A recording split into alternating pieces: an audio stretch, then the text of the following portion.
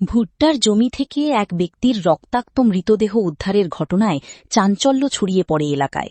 ধারালো অস্ত্র দিয়ে গলার নলি কেটে খুন করা হয়েছে দাবি পরিবারের সদস্যদের পাশাপাশি স্থানীয়দের। তবে কী কারণে খুন তা এখনও স্পষ্ট জানা যায়নি। বৃহস্পতিবার সকালে ঘটনাটি ঘটেছে উত্তর দিনাজপুর জেলার গোয়ালপুকুর থানার শাহাপুর এলাকায়। মৃত ব্যক্তির নাম শ্রীপতি বণিক, বয়স আনুমানিক ৬৫, বাড়ি হাট ডুবকল এলাকায়। আজ সকালেই স্থানীয়রা ওই ব্যক্তির মৃতদেহটি দেখতে পায়। এরপর খবর জানাজানি হতেই ঘটনাস্থলে ছুটে আসি পরিবারের সদস্যদের পাশাপাশি স্থানীয় বাসিন্দারা। রাতে বাড়িতেই ছিল। আজ সকালেই নিজের জমির পাশেই এক ভুট্টার জমি থেকে মৃতদেহ উদ্ধার হয়।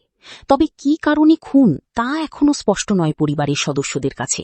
খবর পেয়ে ঘটনাস্থলে পৌঁছায় গোয়ালপুকুর থানার পুলিশ। পুলিশ মৃতদেহটি উদ্ধার করে ময়নাতদন্তের জন্য ইসলামপুর মহকুমা হাসপাতালে পাঠিয়েছে। ঘটনার তদন্ত শুরু করেছে পুলিশ। সেটা আমাদের ধারণার বাইরে। কিভাবে জানতে পারলা? আমরা সবাই সকালে চাটা খাওয়ার পর আড্ডা মারার পর বাবা বললো যে জমি যায় দেখে আসি। আসার পরে ওখানে সবাই বসেছিলাম, পরে একটা বন্ধুকে বললো এরকম তো বাবা পড়ে আছে, এসে দেখি ডেট। তোমার বাবা হবে? হ্যাঁ। কি নাম? শ্রীপতি বণিক। আচ্ছা, বলছিলাম দাদা, যখন আপনি জানতে পারলেন যে মৃতদেহটি, বাবা কি সকালে ছিল বাড়িতে? সকালে ছিল, এমনকি রাত্রেও ছিল। রাত্রিও ছিল? এটা রিসেন্ট 6টা নাগাদ ঘটনা। 6টা নাগাদ ঘটনা। ঘটনাটা কোথায় ঘটে? এটা আমাদের জমির পাশে। কি মনে করছেন, কি কারণে এই ঘটনা? কি কারণ মার্ডার? আবার কি কারণে মানে কি মাটাটা কি মনে করছেন?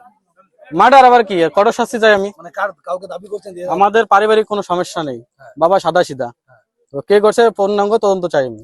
তো উনি সকালবেলায় মাঠে আসছে 7টা নাগাদ।